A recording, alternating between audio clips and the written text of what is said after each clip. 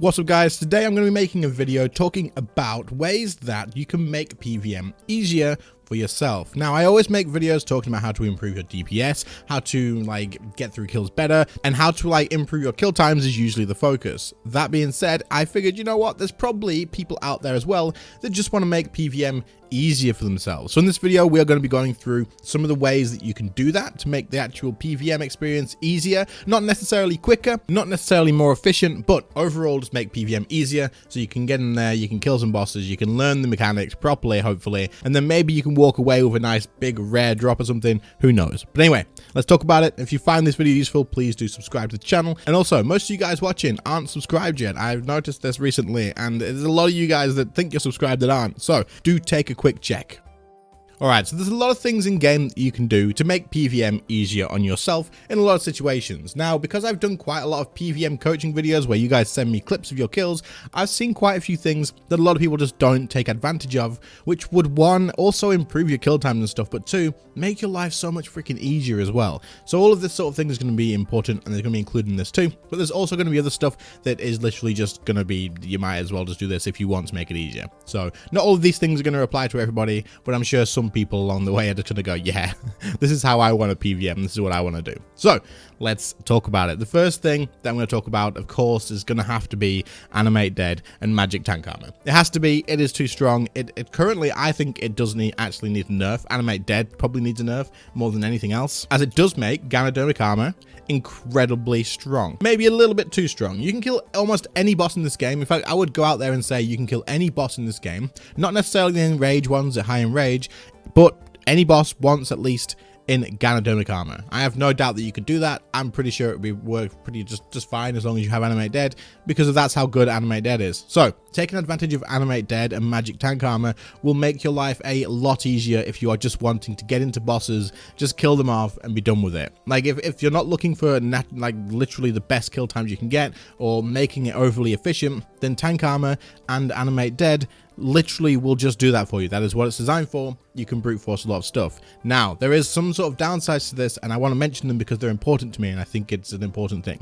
What you need to remember when taking advantage of this armor is you are able to just face tank a lot of stuff. Now, a lot of people fall into this habit of just going in, seeing a mechanic that they would normally deal with, and thinking, hey, I'm in Crypt Bloom, and I've got Animate Dead on. I can just tank this. It doesn't matter. I will just tank it. It's all good. It doesn't make a difference. However, the problem with this is then when you come to actually want to PvM with other people, or you want to actually learn how to PvM at high level bosses where you can't just do that, you're going to struggle big time. You may think that you're doing a lot better than you already are, and that is purely because the armor is tanking you through.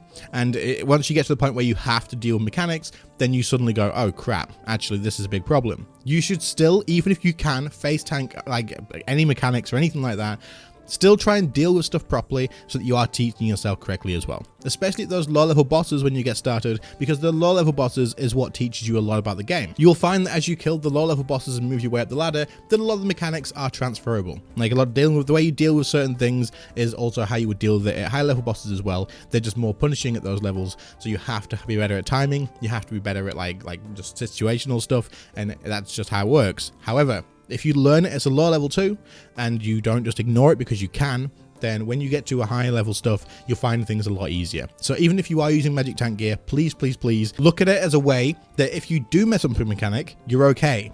But you should still try and learn that mechanic. That's what you should do. That being said, Magic Tank gear and Animate Dead, obviously, it's going to make your life a lot easier. So if you just want to get through bosses nice and easy, this is definitely where you can go. Ganodermic, Animate Dead, or Crypt Bloom in Animate Dead. Honestly, easy game.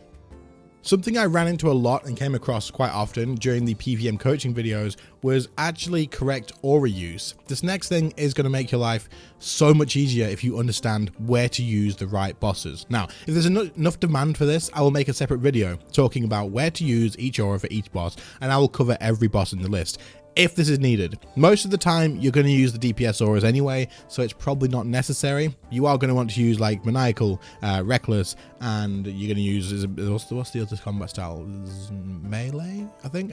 I'm just kidding. Oh, the Berserk aura for melee. You're going to want to use those as well. The DPS auras give you more accuracy, they give you more damage, and it usually trades off the amount of extra damage you do take. So most of the time, you're going to use those that correspond with the combat style you're using. There is other situations where you can use different auras though, and if you guys do want a video like that, that, then I'll do it anyway, let me know.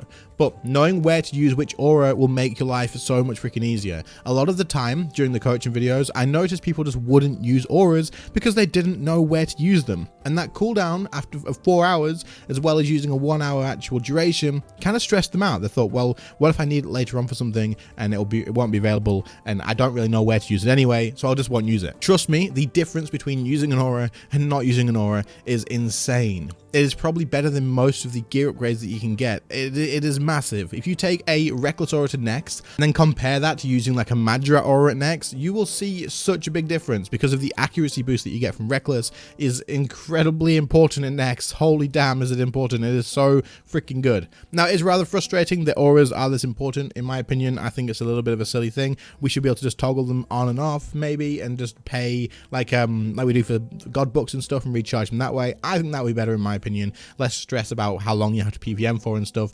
You could go do 3 kills and then you could just log off if you wanted to. I think that'd be better. But knowing where to use each aura is incredibly important. Now, the solution to this is if you don't actually know with a boss that you're going to kill, if you're practicing, put that boss in the RuneScape wiki. There will be a strategy guide and it will tell you which aura you should use in there. You definitely want to take advantage of this, guys. Make sure you're using the right auras in the right places. And then, of course, take advantage of other auras as well while learning. If you want to use a vampiric aura when you're learning a boss because you may be running out of food, then use it. As long as you don't need accuracy, then you're okay. And if you're running out of prayer and you're struggling on inventory space, then use things like a penance powder as well, or a penance aura, and that way you can save some more inventory space, bring some more food along, and it'll make life easier. But weigh up the costs against the negatives and make sure you're using the correct aura in the right place. You'll see a massive difference. Another thing you can do, and I've seen quite a lot of people do, is camp a defender. Now, a lot of people do this, you may not even notice it, but I know for a fact that even in the higher level boss PvM scene, there's some people that just kind of stick themselves in there and they camp a defender and people don't notice, but people do this and it is what it is. But camping a defender doesn't actually reduce your damage anywhere near as much as camping a shield. However, it can make life so much easier because 1, you don't have to switch when you need to use defensives, but 2, you can use defensives on the go. You can use things like Reflect and Revenge together, so you still get more actual damage output, but you're also reflecting any damage that you take, meaning that you're taking way less. You can use like Resonance whenever you want to. You can obviously take advantage of the fact that you got a shield on as well, so that's going to help you with your armor and stuff. And then if you've got Animate Dead on and you're camping a defender, well, then you're going to get even more out of your Animate Dead as well. But having access to your defensives immediately, just because you're camping a defender, is definitely something that will make PvM a lot easier. And there's a few people that I know personally that do this, and I know a lot of people take advantage of this. When I was getting my defender, a lot of people literally said, is there any reason I can't just camp a defender? And the answer is no. If you are PvMing solo especially, and you want to do that, then just do it. It is what it is. And if someone goes, ooh, why are you camping a defender? Because I want to make life easier. I don't care about the 30 seconds it may save if I use an offhand. That's your decision, and it doesn't matter if they think it's stupid or not. It is what it is. If you want to make life easier for yourself, then do it. Go ahead, camp a defender. Trust me. Holy crap. Honestly, this is crazy. Like, if you mix this with Animate Dead, and you just use Reflect and Debilitate and Resonance all the time, holy hell, I'm telling you now, PvM is mega easy. I'll link a video down below where I did this for an example, and it's just insane. Like, it literally makes PvM mega easy to use tank armor and camp a defender and just spam the defense abilities that help out. It's unreal. You might as well be unkillable.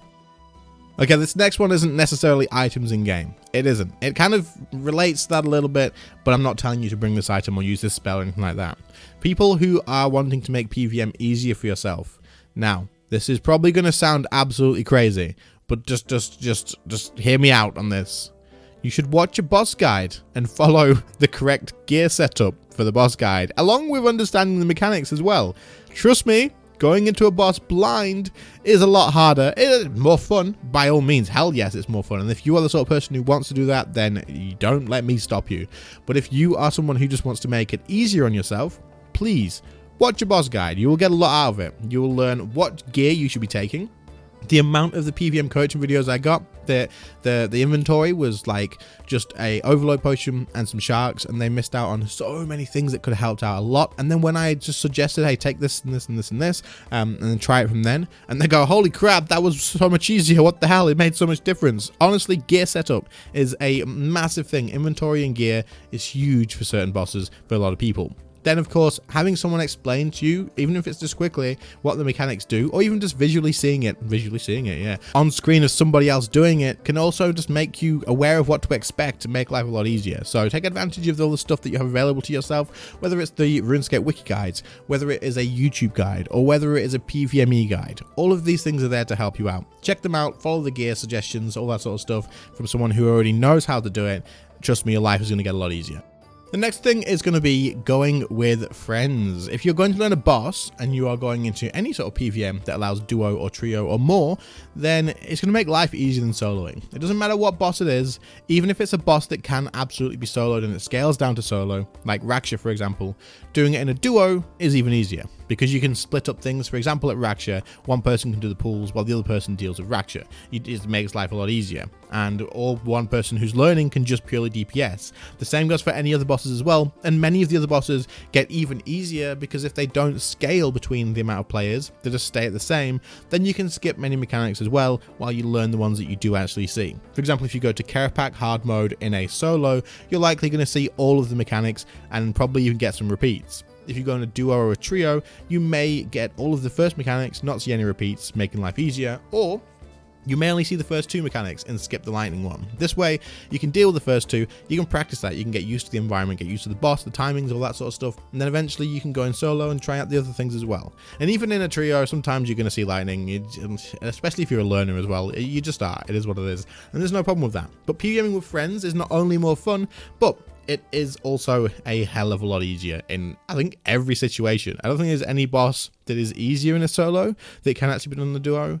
I could be wrong on this, someone let me know. But yeah, sometimes doing in a trio can take away a little bit of fun if you want to see all the mechanics and stuff. But otherwise, if it's purely to make life easier, then go in a group. Way easier, trust me. Okay, the final thing I'm going to mention is very, very quick, and it is kind of similar to things we normally say, and that is take advantage of as many DPS boosting buffs as possible, as in vulnerability bombs, weapon poisons, incense sticks, using the right familiar, all of these things that increase your DPS and don't take much effort once you've actually applied them. Then they're definitely going to make your life a lot easier, because more DPS means that you're doing the boss for less time, which means that you're using less food, seeing less mechanics. DPS overall is still king. At the end of the day, anything that does this, like the vuln bombs and weapon poisons that are really easy to manage, you should definitely be using them. I'm not going to talk about this much more. I talk about it all the time. It is what it is, and I'm pretty sure you guys know exactly what I mean. Just use everything you can, make your life easier.